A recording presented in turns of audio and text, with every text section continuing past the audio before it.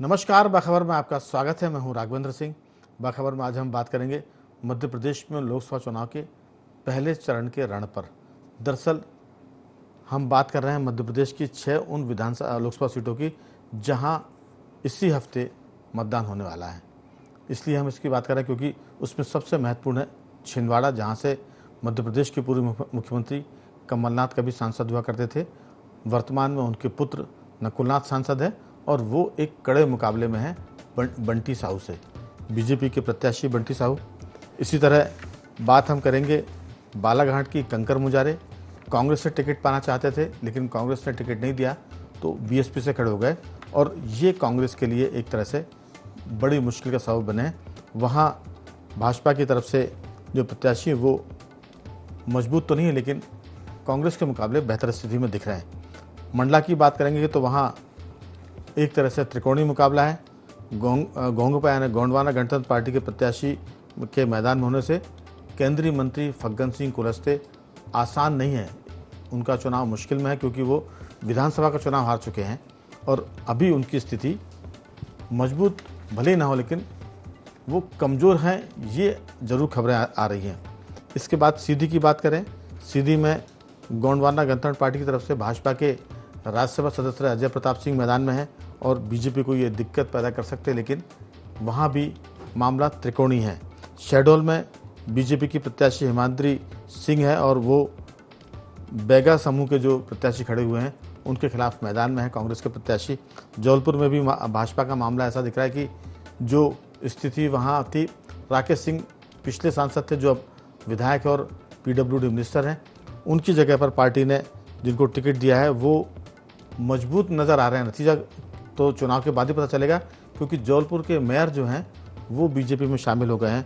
पूर्व विधायक नीलेश अवस्थी भी भाजपा में शामिल हो चुके। तो ऐसी बहुत सारी बातें जिस पर हम विस्तार से बात करेंगे कि पहले चरण का रण आखिर किस करवट बैठने जा रहा है।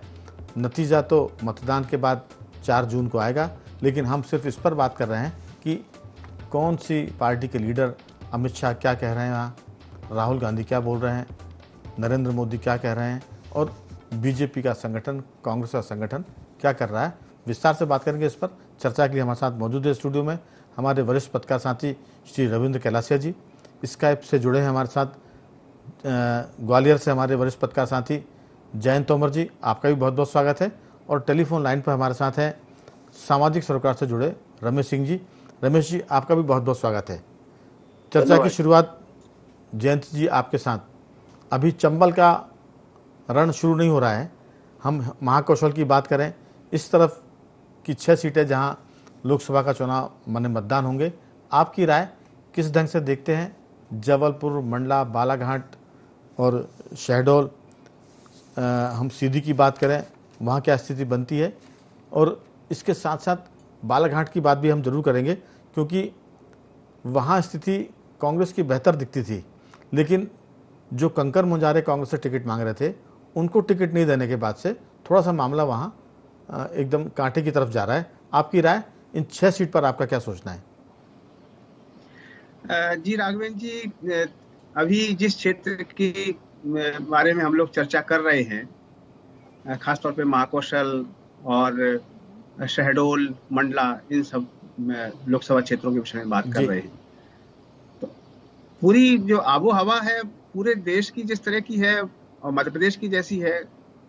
जयंत जी, आपकी आवाज थोड़ी कम आ रही है। चर्चा कर जी जी लगता है चंबल की तरफ चुनाव नहीं है तो आपकी आवाज भी थोड़ी सी कम हो गई है। उन्होंने कहा बालाघाट जी नहीं और महाकौशल के चुनाव तो थोड़ा सा मध्यम स्वर में बात कर रहा है, आपकी आवाज तो उतनी बुलंद होनी चाहिए जी।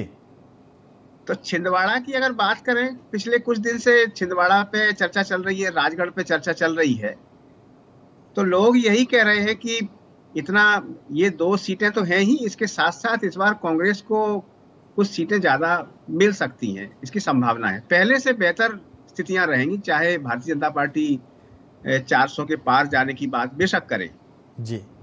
यहाँ एक बात उस क्षेत्र को छोड़ के राजगढ़ के संदर्भ में कहना चाह रहा हूं कि जिस तरह से वहाँ कितने उम्मीदवार खड़े किए गए हैं, 500 से ज्यादा उम्मीदवार, कि जिससे कि वो सीधे मतपत्रों से चुनाव हो सके बजाय ईवीएम के, तो तो इससे एक चीज तो स्पष्ट होगी कि लोगों की गलतफहमी दूर हो जाएगी, चाहे वो सत्ता पक्ष की हो या फिर विपक्ष की हो। जी इस संदर्भ में जिन क्षेत्रों पे हम लोग बात कर रहे हैं, कंकड़ मुंजारे अपने समय के तेज तर्रार नेता रहे हैं, जी लेकिन उनके साथ यही दिक्कत रही है कि वो अपने आप को एक स्वतंत्र व्यक्तित्व की छवि के रूप में उनकी पहचान रही है, और अपनी उनकी खुद की पहचान नहीं है। किसी पार्टी के अनुशासन संगठन से वो उनका उतना जुड़ाव नहीं रहा है।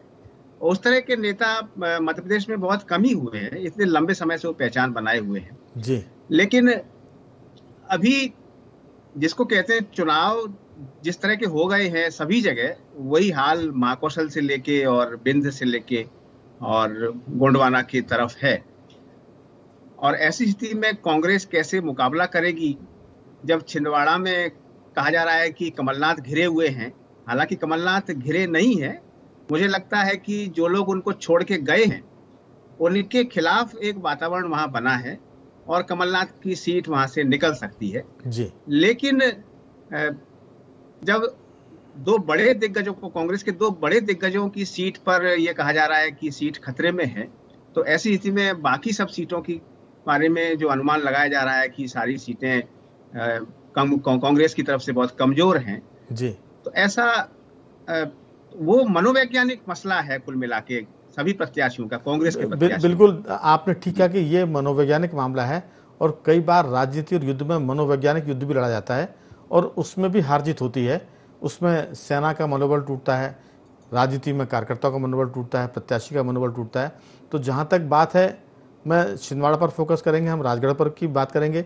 हालांकि अभी राजगढ़ का रण अभी नहीं है, लेकिन छिंदवाड़ा में जयंत जी जब कमलनाथ जी मुख्यमंत्री थे और उनके बेटे इलेक्शन लड़ रहे थे उपचुनाव लोकसभा का, तब तो बम्पर जीत होनी चाहिए थी और उस समय भी उनकी सीट फंसी हुई नहीं थी। लेकिन तब भी नकुलनाथ की जीत का जो मार्जिन था, एक लोकसभा चुनाव में 37 या 36 हज़ार की जीत का मार्जिन बहुत मामूली होता है 8 विधानसभा सीटों में। तो जब कमलनाथ जी मुख्यमंत्री थे और मुख्यमंत्री के रहते उनका बेटा 36,000 या 37,000 वोट से जीता, तो अब तो नर्मदा जी में, गंगा जी में बहुत पानी बह चुका है। वोट मांगने के लिए भाजपा के पास बहुत सारे मुद्दे हैं। कांग्रेस की स्थिति पहले से कमज़ोर हो गई है और तब बहुत सारे साथी जो छोड़ के चले गए हैं, तब कमलनाथ जी के साथ थे, तब जीत 36-37 हज़ार की थी।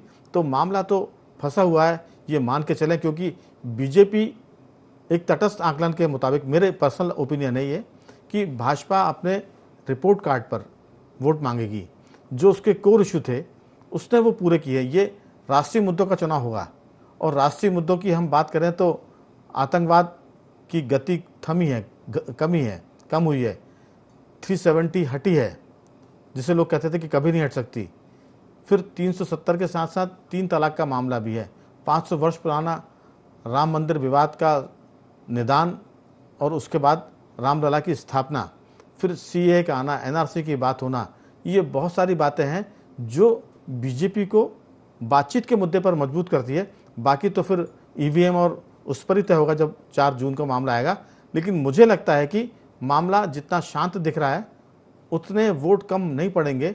वोट पहले से ज़्यादा, चाहे बीजेपी के पक्ष में जाए या कांग्रेस के, मामला एक तरफा होने वाला है, ऐसा मुझे दिखता है। क्योंकि भाजपा को बताने के लिए बहुत कुछ है उसके पास, और कांग्रेस और विपक्ष बिखरा हुआ है। और उस बिखरे विपक्ष से आप, अगर जब कांग्रेस मजबूत थी तब उसकी एक सीट थी मध्य प्रदेश में, और तो 2019 के मुकाबले आज कांग्रेस उतनी मजबूत नहीं है। बीजेपी 2019 के मुकाबले रिपोर्ट कार्ड के मामले में उसके पास बताने को बहुत कुछ है। तो ये बहुत सारी बातें जिस पर हम बात करते रहेंगे चुनाव तक। हमारे साथ रमेश सिंह जुड़े हुए हैं। रमेश जी, आपकी राय, क्योंकि छिंदवाड़ा से बंटी साहू के लड़ा रहे हैं भाजपा का नकुलनाथ के खिलाफ, बालाघाट से पारदी भारती बीजेपी की, और सम्राट सरस्वार जो है वो बैगा समुदाय से संबंध रखते हैं, वो मैदान में है। जबलपुर से आशीष दुबे भाजपा के और कांग्रेस के दिनेश यादव, मंडला से केंद्रीय मंत्री फग्गन सिंह कुलस्ते भाजपा के और ओमकार सिंह मरकाम बीजेपी कांग्रेस के हैं। शहडोल से भाजपा की हिमाद्री सिंह है और फुंदेलाल मार्को जो विधायक हैं वो मैदान में हैं, और सीधी से डॉक्टर राजेश मिश्रा भाजपा के हैं और कांग्रेस से उनके युवा नेता कमलेश्वर पटेल मैदान में हैं। आप इस महाकौशल के रण को किस ढंग से देख रहे हैं कि ऊंट किस करवट बैठता हुआ दिख रहा है? राघवेंद्र जी, मंडला से भाजपा से फतेह सिंह कुलस्ते, जैसा कि बताया था कि विधानसभा चुनाव हार गए थे, तो मैं एक बात बताऊं कि विधानसभा चुनाव के जो डाइमेंशंस होते हैं और डायनामिक्स होती है वो अलग होती है। मतलब पिछले कुछ सालों से अपन ये देख रहे हैं कि भारत का मतदाता इतना परिपक्व हो चुका है तो वो विधानसभा चुनावों के की स्ट्रेटेजी, लोकल के स्थानीय चुनाव की स्ट्रेटेजी और लोकसभा चुनाव की स्ट्रेटेजी अलग अलग तरीके से काम करता है। अपन ने कई चुनावों में देखा, पिछले चुनाव में मध्य प्रदेश में कांग्रेस ने बड़ी बम्पर जीत हासिल की थी और इसके बाद लोकसभा में स्वीप आउट कर गई थी। तो फतेह सिंह कुलस्ते अगर विधानसभा चुनाव हार गए उसका ये मतलब बिल्कुल नहीं है कि वो लोकसभा चुनाव हार जाएंगे। लोकसभा चुनाव इस वक्त राष्ट्रीय मुद्दों पर चुनाव लड़ा जा रहा है और मोदी की छवि की छत्र छाया में चुनाव लड़ रहे हैं। इसमें राष्ट्रीय मुद्दे हैं, राष्ट्रीय मुद्दों में मोदी का जो ग्लैमर है वो बहुत बना, फिफ्थ लार्जेस्ट इकोनॉमी बना दी उनने। फॉरेन पे जो भारत को बहुत ज्यादा बढ़त दी है, ये आम आदमी इससे परिचित है। आम आदमी आज जयशंकर के बयानों को सुनता है तो ये कहना कि मतलब विधानसभा चुनाव में कोई अगर कहीं कोई सीट फंसी थी तो लोकसभा में भी होगा, ऐसा नहीं है। छिंदवाड़ा का जहां तक सवाल है तो पिछली बार कांग्रेस बहुत मजबूत स्थिति में थी, 36,000 से जीते थे कौन, नकुल नाथ। शिवराज जी ने चुनाव प्रचार में जा नहीं पाए थे, उनका हेलीकॉप्टर लैंड नहीं कर पाया क्या था। तो इस बार स्थिति बहुत बदली हुई है। जो वहां के जो जिन लोगों ने पार्टी बदली है तो अभी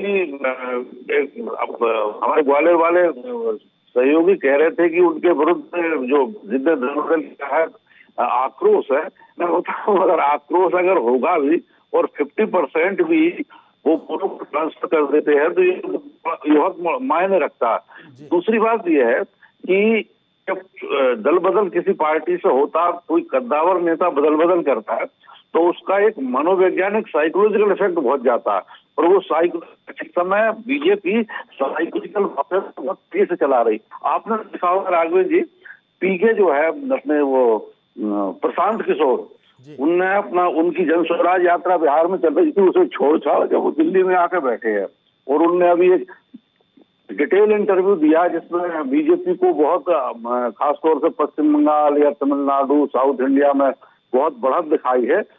तो ये बीजेपी की स्ट्रेटेजी का नतीजा है। उनने एक साइकोलॉजिकल वारफेयर चला रही है।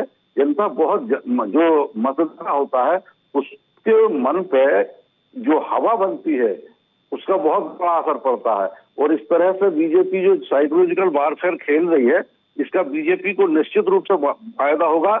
इन लोकसभा चुनावों में जो राष्ट्रीय मुद्दे है और देश ने जो अंतर्राष्ट्रीय मुद्दों पर जो बढ़त बनाई है और ये मोदी के खाते में गए हैं, आम आदमी सोशल मीडिया के माध्यम से इनसे परिचित है और निश्चित रूप से बीजेपी को इससे बढ़त मिलेगी। मैं कोई बीजेपी पक्ष में ये बात नहीं कह रहा हूँ, लेकिन मेरा ये विश्लेषण है कि बीजेपी का जो राष्ट्रीय जो कलेवर है और अंतर्राष्ट्रीय स्तर पर, जैसे अभी अरब सागर में जो मिडटाइम ऑपरेशन चलाया है बीजेपी ने, भारत सरकार ने, और उससे उसकी बहुत ज्यादा पब्लिसिटी हुई है तो उससे जो स्पेस मिला है बीजेपी को वो आम मतदाता के साइकोलॉजी में एक अनकॉन्शियस लेवल पे काम कर रहा है और ये उस बीजेपी के पक्ष में बहुत जबरदस्त हवा बना रहा है। जबलपुर में जिन लोगों ने जो चल बदल किया है इसका निश्चित रूप से असर पड़ेगा। जितना वोट ट्रांसफर वो कर पाएंगे उतना कर पाएंगे, लेकिन बाकी चुनाव क्षेत्र में, पूरे लोकसभा चुनाव क्षेत्र में इसका एक साइकोलॉजिकल इफेक्ट पड़ता है। बीजेपी तो बहुत बढ़त की तरफ जा रही है। बिल्कुल रमेश जी, दरअसल एक होता है ऐसा फ्लोटिंग वोटर जिसे कहते हैं, एक तो कमिटेड वोटर होता है, बीजेपी कांग्रेस हर पार्टी का होता है, और 3-4%, 2% ऐसा वोट होता है जो हवा देखकर वोट डालने जाता है कि अरे ये पार्टी हारे से क्यों वोट दें, जो जीत रहा उसको वोट दें। तो ये जो मनोवैज्ञानिक युद्ध है और जो कांग्रेस के बड़े नेता छोड़कर भाजपा में जा रहे हैं और बीजेपी जो अभियान चलाए हुए है उसके चलते जो फ्लोटिंग वोटर है वो भाजपा के पाले में अपने आप ही आके गिर पड़ेगा ऐसा लगता है। और इस मामले में कांग्रेस कोई रणनीति बनाकर अपने जो लोग पार्टी छोड़कर जा रहे हैं उनको रोक नहीं पा रही, बल्कि उल्टा ये कहा जा रहा है कि जिसको जाना है तो जिसको जाना है वो चला जाए। तो कई बार तो ऐसा लगता है कि क्या कांग्रेस के बड़े नेता भाजपा से मिले हुए हैं, क्योंकि वो कई बार ऐसी बातें करते हैं जिसका प्रत्यक्ष और अप्रत्यक्ष फायदा भाजपा को हो जाता है, चाहे वो अल्पसंख्यक को लेकर बात हो, हिंदुत्व को लेकर बात हो या दीगर बात हो। मैं और उस पर विस्तार से नहीं जाना चाहता, लेकिन ऐसी बहुत सारी बातें होती हैं जिसका मतदाता के मन पर असर पड़ता है और वो संवेदनशील बातें होती हैं, चाहे वो राम मंदिर की बात हो, चाहे वो पाकिस्तान को लेकर बात हो, तो कहीं ना कहीं इसका असर पड़ता है। और बीजेपी अभी तो मनोवैज्ञानिक युद्ध में जो है वो बढ़त बना रही है और कांग्रेस के पास कोई रणनीति नहीं है। ये एक थोड़ी सी चिंता की बात है भारतीय लोकतंत्र के लिए भी। और जो 400 की बात रविंद्र जी, बीजेपी का नारा है, तो वो कई बार कहते हैं कि हम तो नारा देते थे कि मध्य प्रदेश में अब की बार 200 पार, तो 200 पार नहीं होते 163 पर ही आ गए। तो 400 पार भले ना हो तो 370 तक पहुंच जाएंगे, क्योंकि एक ये भी नारा चल रहा है कि 370, क्योंकि 370 धारा हटाई है तो बीजेपी को 370 सीटें मिल जाएं, तो 370 सीट भी अगर मिलेगी तो बीजेपी बहुत आगे निकल जाएगी। और मुझे लगता है कि जो रमेश जी बात कर रहे थे और जो जयंत जी बात कर रहे थे, कहीं ना कहीं उसका असर चुनाव में देखने को मिल सकता है, ऐसा हमारा अनुमान है। आपकी राय? राघवन जी देखिए, बीजेपी का जो नारा है 400 अब की बार 400 पार, और इसको लेकर जो मध्य प्रदेश की जो परिस्थितियां बन रही हैं जी, क्योंकि मध्य प्रदेश में बीजेपी 2019 से पहले से ही 28 सीटें लेकर बहुत बेहतर स्थिति में थी, और उससे बेहतर स्थिति अब उसके लिए 2024 या 2029 में बन नहीं सकती। तो यानी मध्य प्रदेश से इसको अब की बार 400 पार का नारे में जो योगदान रहेगा वो 2019 की अपेक्षा में बहुत कम हो सकता है। उसमें 3 से 4 सीटें। मेरा एक आम आदमी के नाते एक सवाल है, 2019 में बीजेपी की या केंद्र की मोदी सरकार को सिर्फ 5 साल हुए थे और उनके पास बताने के लिए कुछ नहीं था बहुत ज़्यादा। अब 2019 के बाद 2024 में बीजेपी के पास बताने के लिए लंबी फहरिस्त है। तो ये सारा जो चुनाव में जो वोट पड़ने वाले हैं वो राष्ट्रीय मुद्दों पर पड़ेंगे। तो 19 के बाद जो भाजपा के पास बताने को है वो ज़्यादा है और प्रतिपक्ष जो है 19 के मुकाबले कमजोर है। नहीं राघवेंद्र जी, मैं ये कहना चाह रहा हूँ कि तो 28 जो सीटें मिली थी उससे अब 29 सीटें पाना बीजेपी के लिए अब आज की परिस्थितियों में दिखाई नहीं देता, क्योंकि कांग्रेस के पास जो छिंदवाड़ा सीट है, छिंदवाड़ा सीट के अलावा मंडला और राजगढ़ और रतलाम झाबुआ, इन सीटों पर आज की स्थिति में कांग्रेस कहीं ना कहीं मुकाबले में है, और जिससे ये अब उसको 2 से 3 सीटें मिलने की उम्मीद लग रही है। तो यानी मैं ये नहीं कह रहा कि बीजेपी जो है राष्ट्रीय मुद्दों पर जो है बताने के लिए उसके पास बहुत कुछ है और उसके लिए कांग्रेस यहाँ मध्य प्रदेश में बहुत अच्छा प्रदर्शन करेगी, मगर मध्य प्रदेश में बीजेपी पहले से ही 2019 में बहुत अच्छा प्रदर्शन कर चुकी है। उससे अच्छा प्रदर्शन अब मध्य प्रदेश में होने की संभावना नहीं है, मगर उसका वोट परसेंटेज जरूर बढ़ सकता है। इसमें वोट परसेंटेज जो है पहले की तुलना में 2 से 3% इजाफा होने की संभावना दिख रही है अभी तक जो। और जहाँ तक मध्य प्रदेश में जो छिंदवाड़ा सीट है जो कांग्रेस की एकमात्र 2019 में मिली थी, उस पर भी जो आज की स्थिति है उसमें भाजपा जो कांग्रेस से 18-19 नहीं 18.5 और 19 की लड़ाई पर पहुंच चुकी है, क्योंकि कमलनाथ वहां पे पूरी तरह से घिर चुके हैं और उनके जो चुनाव के रणनीतिकार रहे हैं पिछले चुनाव में जब से वो यहाँ छिंदवाड़ा से लड़ रहे हैं, उन रणनीतिकारों ने जो कमलनाथ से कहीं एक अपने उनके बेटे उनके पुत्र मोह के कारण कहीं ना कहीं दूरी बना ली है। और उनके बयानों में ये साफ झलक रहा है कि वो कमलनाथ से उनकी कोई मनमुटाव वो यानी नाराजगी नहीं है। उनके जो पुत्र हैं नकुलनाथ, उनका व्यवहार से जो है पूरा छिंदवाड़ा जो है एक तरह से कांग्रेस से दूर होता जा रहा है, और यह जो है कमलनाथ के लिए वो एक चिंता का सबब बन चुका है। और वो इसी कारण जो है वो अब जमीन पर उतर आए हैं और हर घर घर जाकर जो है उनको हाथ जोड़ना पड़ रहा है। और नकुलनाथ भी जो अब जो एसी में रहे हैं वो अब झुग्गी झोपड़ियों में जाकर उनके आदिवासियों के साथ खाना खाने को मजबूर हैं। बिल्कुल। और इसी तरह जो देखिए आप वहाँ जो जो बिखराव आया है कांग्रेस में, केवल जबलपुर नहीं, छिंदवाड़ा में भी जो विधायक हैं कमलेश प्रताप शाह, उनने भी जो कमलनाथ का साथ छोड़ दिया है। और कई इस तरह के जो उनके जो रणनीतिकारों में शामिल थे, सैयद जाफर जो, उनके कारण जो कमलनाथ को काफ़ी नुकसान उठाना पड़ रहा है। और ये कमलनाथ के लिए बहुत चिंता का विषय है। और वो 19 अप्रैल तक आप छिंदवाड़ा छोड़ने की स्थिति में आज दिखाई नहीं दे रहे हैं। और उनको कहीं ना कहीं डर है कि कहीं ये जो जीत का अंतर जो था पिछले 2019 में, उसको पाटने की बजाय जो उसकी खाई जो बढ़ नहीं जाए और बीजेपी को इससे फ़ायदा नहीं हो जाए। और राघवेंद्र जी, एक बात और ये कि जहाँ गोंडवाना का काफ़ी प्रभाव रहा है, पिछले चुनाव में मनमोहन सिंह बट्टी मौजूद थे, जिसके कारण जो कमलनाथ ने उनको जो अपने साथ लेकर थोड़ा सा फायदा, उसका गोंडवाने के वोट अपने पक्ष में किए थे। मगर अब मनमोहन साहब बट्टी की जो पुत्री हैं मोनिका, वो बीजेपी के साथ हो गई हैं। और इससे इसका भी कहीं ना कहीं नकुल नाथ को नुकसान होता दिखाई दे रहा है। बिल्कुल। तो कुल मिलाकर जो आपने बात कही है उससे साफ हो गया कि जो 36,000 का मार्जिन था 2019 में, वो मेंटेन करना तो बड़ी बात है, उसके लिए बहुत मुश्किल होगा जीत की तरफ जाना।